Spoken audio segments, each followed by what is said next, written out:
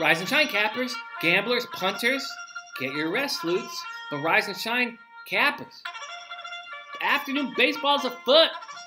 Well, we'll be in about an hour, a little over an hour. So let's get up. Let's start capping. First off, I'd like to give a shout out to the strippers at Hollywood Gold Nightclub in San Jose, Costa Rica. The bag will be there in a couple weeks. Be sure to bathe each other twice a day. And feel free to film it. And then send it to me at Jimmy the Bag on Twitter. All right. Yesterday I took it right in the old drink hole, right in the old tongue protector in the lozenge slot. It was very disappointing. The Indians fell apart late. When that ball went through Carlos Santana's legs, I almost lost my shit and threw my phone at the television. But with runners on first and third, up by a run, and Buster Posey at the plate, with a base open, Francona decided to pitch to him. That was fine. But when it's a full count, just throw a fucking ball. Just throw a ball. You fucking idiots. Posey goes off the wall. Indians lose 5-4. And I'm a very, very angry young man. Let's talk today's action. So I needed to get over that bullshit that I knew I could by making more action. So this morning I put $500 on the Chicago Cubs to win the NL Central at minus 175. Returned $286 profit. I feel like that's very safe action. They're a game and a half behind the Brewers, and they're climbing fast. I think you guys should follow with that magic, man. That's going to make you some money. All right. So I'm keying one game, tying it to two different bets. So I'm keying the Toronto Blue Jays versus the Boston Red Sox over 10.5. It's Francisco Liriano versus Doug Fister. Liriano is 5-5 with a 6.04 ERA and a 1.67 WHIP. Last start, he managed 2 innings, 5 earned runs, and 4 walks before leaving with neck stiffness. That was just 5 days ago. He says he feels great. And why wouldn't you trust him if you were John Gibbons, right? You got nothing to fucking play for. Your team is shit, and you got nothing to lose. And why don't you go out and pitch, Francisco? The fuck do I care? In July, Liriano's allowed 13 earned runs in 14 innings. Pedroia's hitting .412 off him. Ramirez .375. Oh my God. Liriano's record against the Red Sox is 3-4 with a 5.44 ERA. He's gotten a strike with just 55.3% of his fastballs this season. That is the lowest rate among Major League Baseball pitchers this year. Who could have worse numbers than that? I'll tell you who. Doug Fister.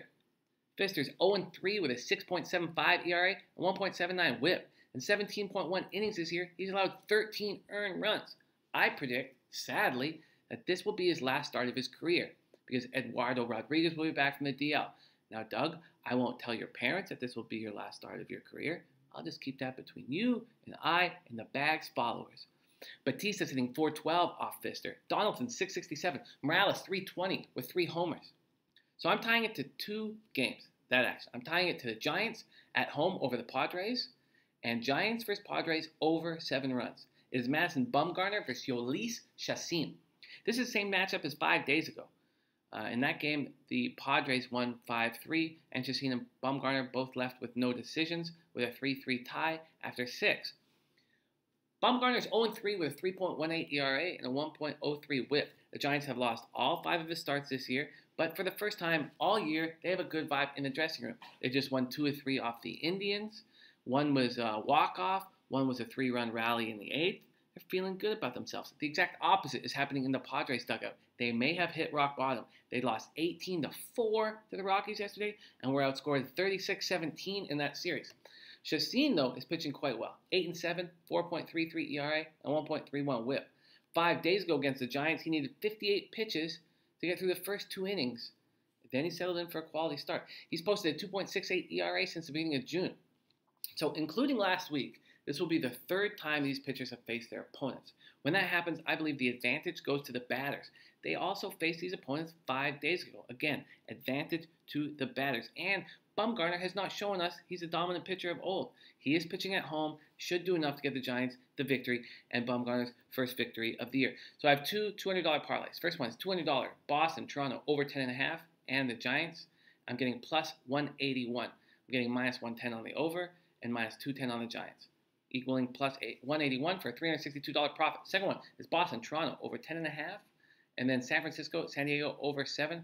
I'm getting minus 110 with Boston, Toronto, minus 120 with San Diego. That gives me a 200 plus 250, which will give me $500 profit. So I'm betting $400 to to make $862 profit. That is my action, man. Let me know what you're up to today. Hit me at Jimmy the Bag on Twitter, and subscribe to my YouTube channel, and check us out at jimmythebag.com. Other than that, let's make this fucking money and milk these fucking bookies, man. I've had a bad 48 hours. I'm making it back today. Let me know what you're up to. Good luck out there, cappers. Get that cash.